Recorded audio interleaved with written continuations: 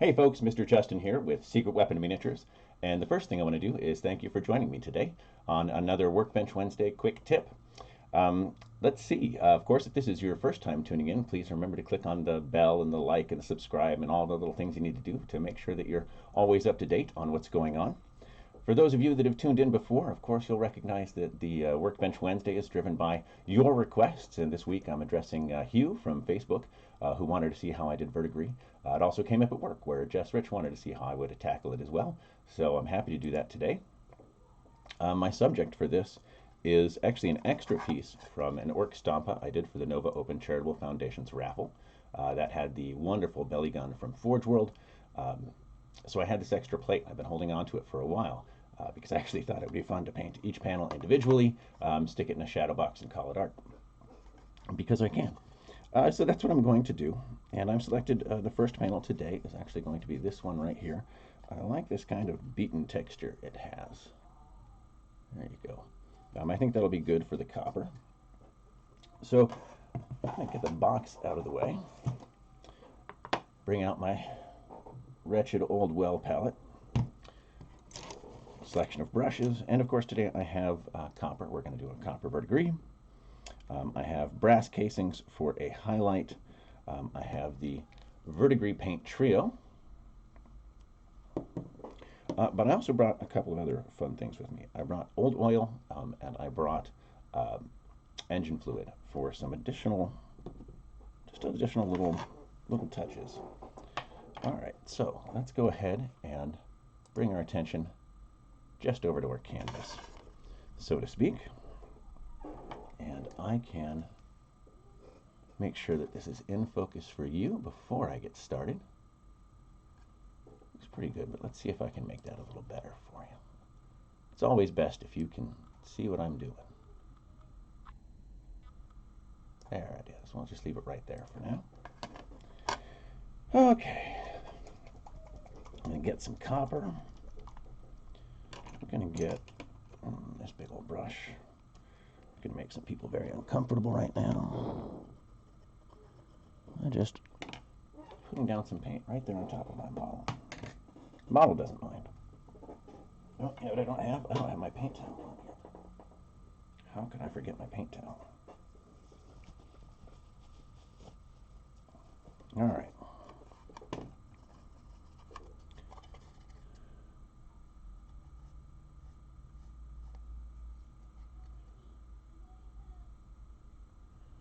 I'm just filling in this panel.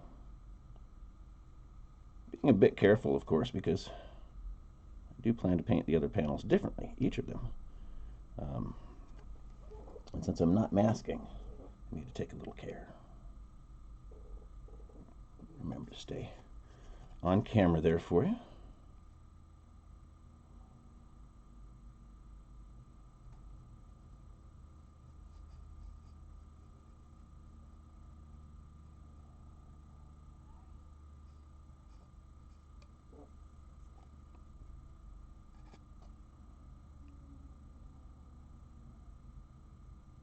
Doesn't matter if I get a little bit in that recess, because on another episode I'll come in and show you what I would do with the pigments to really make it pop. But for now, this one's going to be all focused on the verdigris. And this one little copper panel, a little bit of overdue there. Let's clean off my brush and wash that away. Wash that away.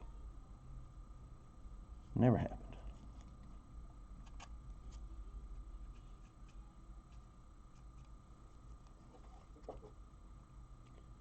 All right, so the good news is that's the copper down. And I'm doing all of this with a brush because I know I do a lot of my work with airbrush and pigments and oils.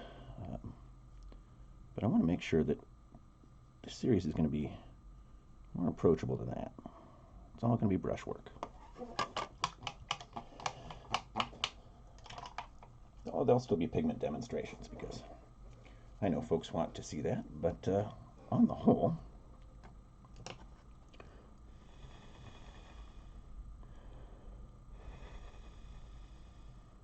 all right, while that dries, I'm going to take my well palette over here and realize that it's probably about time to clean it out. but not today. We can save that for another day. I'm going to shake up the verdigris trio here. Get these all shaken up.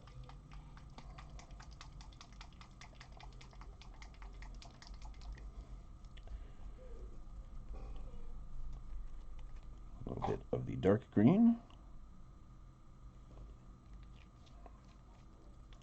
It's a lot more than I need, actually. The blue.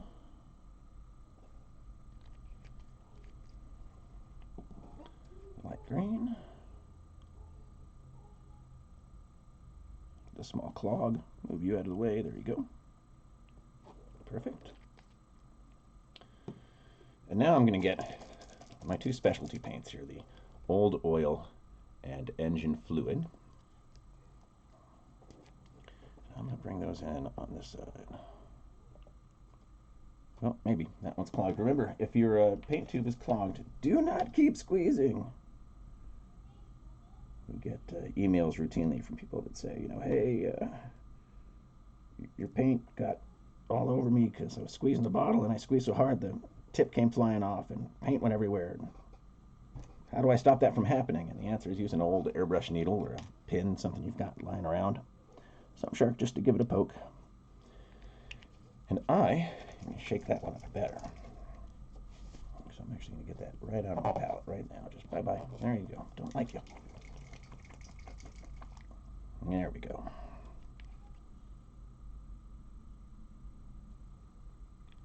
Oh, that's why it doesn't look right. It's old mud, not old oil. I'm like, wait a minute, that still doesn't look like it has the translucency I'm looking for. So I'll find old oil in a minute, somewhere in the bins, but for now I'll focus then on the engine fluid, which is definitely correct. Too funny. All right, so let's take a look here. We're fairly dry. We are fairly dry. And that's okay. I don't mind a little bit of running right now, because what I'm going to do is actually start with the engine fluid rather than make a wash out of one of the verdigris colors. I'm going to start with the engine fluid because it has a different base than those paints, which is designed for a better flow even than the washes would be. I'm going to hit these little recessed areas here and that little seam.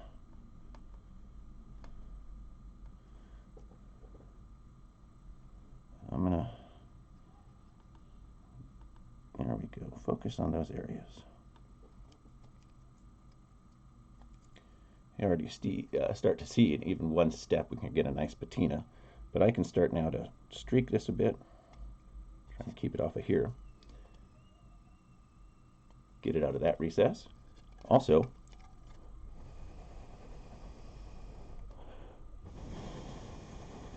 blow gently from the direction I want it to streak. Let gravity do some of that work for me to create a more natural finish. Get a little pooling at the bottom, that's fine. Wick it away. Just use the brush and dry it off. Just wick, wick, wick. Wick, wick, wick. You're good to go. So now I get to decide between the blues and the greens. You don't always combine them. You do if you choose to. Obviously, it's a question of what kind of color effect you're going for. And one of the beautiful things about the scale model world is so much of what we do is strictly fantasy, that you can decide to just go nuts. When I do orcs in red, I don't do red and brown rust. I just don't. I use a lot of blue. Yeah, so have fun. Yeah, get creative. But in terms of the techniques, this is how I'm going to do it. So right now, I am making a wash of this very dark blue. This is the verdigris dark blue.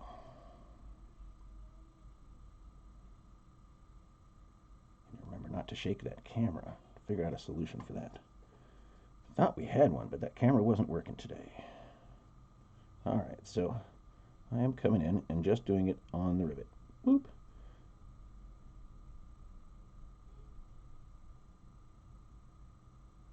That's something I can do with pigments, oils, but it works well with the acrylics too.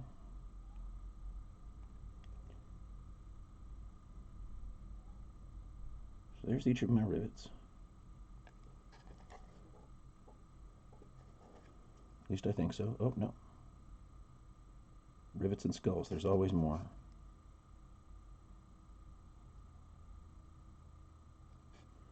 I'm going to bring a little extra onto this little weld seam. Might be fun later to come back and make the lower half of this a different metal now. I'm also going to do a little wicking away. Because we made a wash, it's still a little, we have a little time to work in here.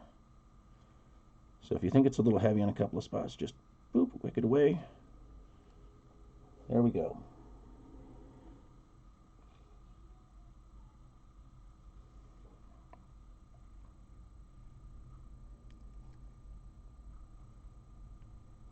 All right, excellent. I'm happy with that. Now I've decided I'm going to go with a light green at this point.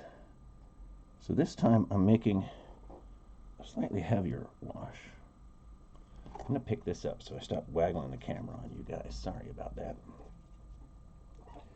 This one sits on the desk. The other rig wasn't cutting it, and the other camera wouldn't work. It's always something. All right, so I'm coming in,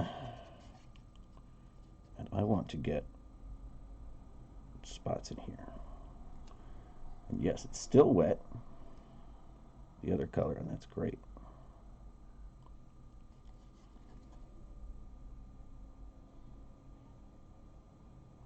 And now I'm kind of stippling the line down.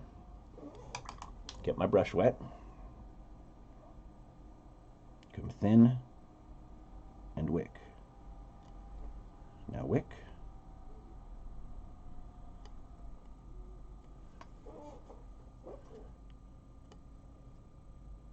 Thin. Straight down. And I get a nice subtle green stripe coming down from that weld now. And it picks up on some of the color we created up here. I'm going to take a little bit of it right here, find a couple of my rivets, and add right directly. I'm going to a little heavier now. This isn't actually the wash. I'm taking a tiny bit of paint on the tip of my brush. Well, too tiny, in fact. Come here, paint. Try the other side where I don't have any wash. There we go. Let's get this one. Little streak. I'm just going to tap that one with my finger. Boom. There's our little streaks. If you decide you want a little more, I'm going to pick a little one up here that kind of does some fun stuff around those. Tap that one with my finger. Boom. Nice and subtle, nice and easy. Now, let's talk about, I'm sure this is brass casings before I start.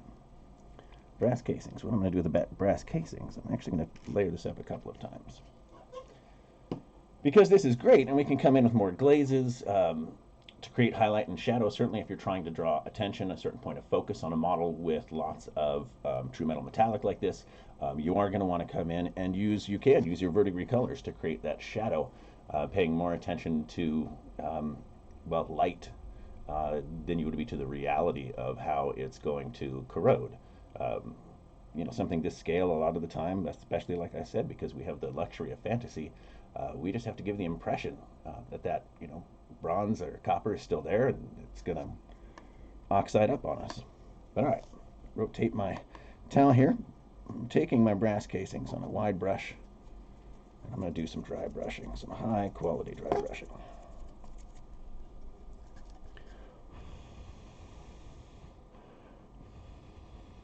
Selectively, because there are still wet pools in here, but I want to create a bit of highlight.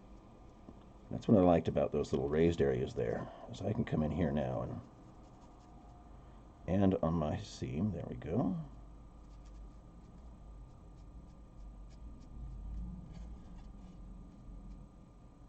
Very gently. I'll bring that all up into this corner.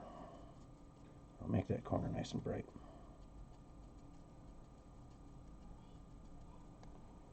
There we are.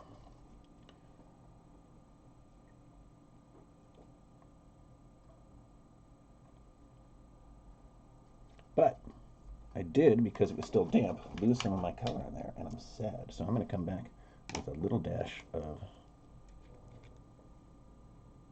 engine fluid again. And this time apply it selectively to show you a difference, so I can pool it in a few spots. I really want it darker back here and down here. Help bring that light up there, right? So we're just gonna glaze some of this in here nice and heavy in this corner. I can wick away anything I don't like. Wicka, wicka, wicka.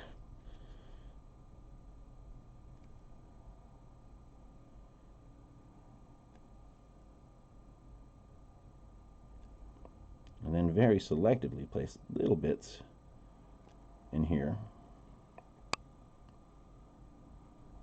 Well, a little heavy, that's fine. What do? I wick it away. Boom, wick. Boom.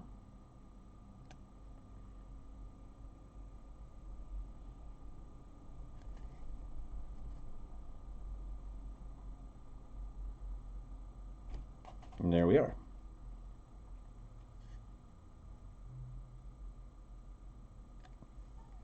All right, let's make sure this is in focus. I can get my glasses back on here so I can see. Let's see. Let's do a little, oh, this one rotates on you too, look at that. Let's give you some zoom. I'm zooming. That is maximum zoom. And let's give you some focus. All right. So there's our bronze or copper piece. And again, if I were trying to do this on a larger piece and really trying to draw focus to another section of the model, I would make a point, as I highlighted this section, of course, of shading this section and bringing that light up this way. And you can do that using the verdigris colors. There's absolutely no reason to say that it has to look like realistic verdigris every time you do it, as long as it works for the model. Making it work for your model is the most important thing. And all right, that's it. Thanks to Hugh for asking me to do this one, and of course to Jess Rich for the same request. As always, Workbench Wednesday, both the live and the quick tips, are based entirely on your requests, your feedback, things that you want to see. I have this incredible piece to work on. Obviously, this is going to be a lot of tutorials worth of material. So let me know what you want to see, and I'll get this demonstrated. Coming up, I know I'm doing worn leather, and of course some rust. I can't get away without rust. All right, folks. As always, happy hobbying. Thanks for tuning in. We'll catch you next time. Cheers from everyone at Secret Weapon.